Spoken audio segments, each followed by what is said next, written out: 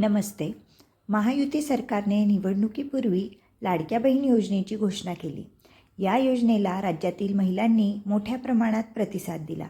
या योजनेचा महायुती सरकारला मोठा फायदा झाला आहे. मतदारांनी महायुतीला कौल दिला आहे. ही योजना निवडणुकीत गेम चेंजर ठरली आहे. महाविकास आघाडीकडूनही निवडणुकीत महालक्ष्मी योजनेची घोषणा करण्यात आली होती. मविआने लाडक्या बहिणींना 3,000 रुपये देण्याची घोषणा केली होती.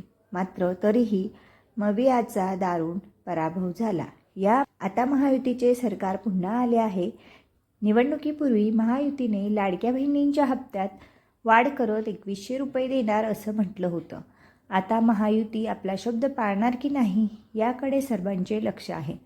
अशातच मुख्यमंत्री एकनाथ शिंदे यांनी स्वतः योजनेबाबत मोठी घोषणा केली.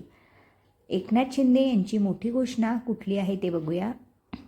शिवसेना महायुतीच्या जाहीरनाम्यातील वचनाप्रमाणे राज्यातील लाडक्या बहिणींना लवकरच 1,500 रुपयांऐवजी 2,100 रुपये देण्यात येतील असे मुख्यमंत्री एकनाथ शिंदे यांनी जाहीर केलं.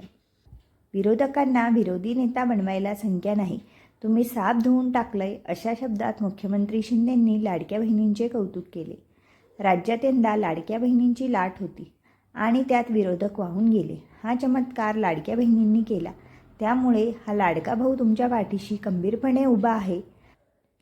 आता लवकरच तुम्हाला देण्यात येणाऱ्या 1,500 रुपयांचे 2,100 रुपये करणार असून याचासुद्धा निर्णय आपण घेतल्याचे मुख्यमंत्री शिंदे म्हणाले.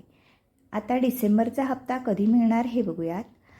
दरम्यान आत्तापर्यंत राज्यात 2,26,00,000हून अधिक बहिणींच्या खात्यात योजनेचे पैसे जमा करण्यात आले आहेत. निवडणुकीमुळे मध्यंतरी योजनेचे हप्ते तुर्तास थांबवण्याचा निर्णय महिला व बालकल्याण खात्याने घेतला होता. आतापर्यंत जुलै, ऑगस्ट आणि सप्टेंबरचे पैसे महिलांच्या खात्यात जमा झाले आहेत. तसेच सरकारने ऑक्टोबर आणि नोव्हेंबरचे पैसे देखील एकत्रित जमा केले होते. त्यामुळे महिलांना आता डिसेंबरमधील हप्ता कधी मिळणार याची प्रतीक्षा आहे. या डिसेंबरमध्ये महिलांना 1,500 ऐवजी 2,100 रुपये मिळणार आहेत.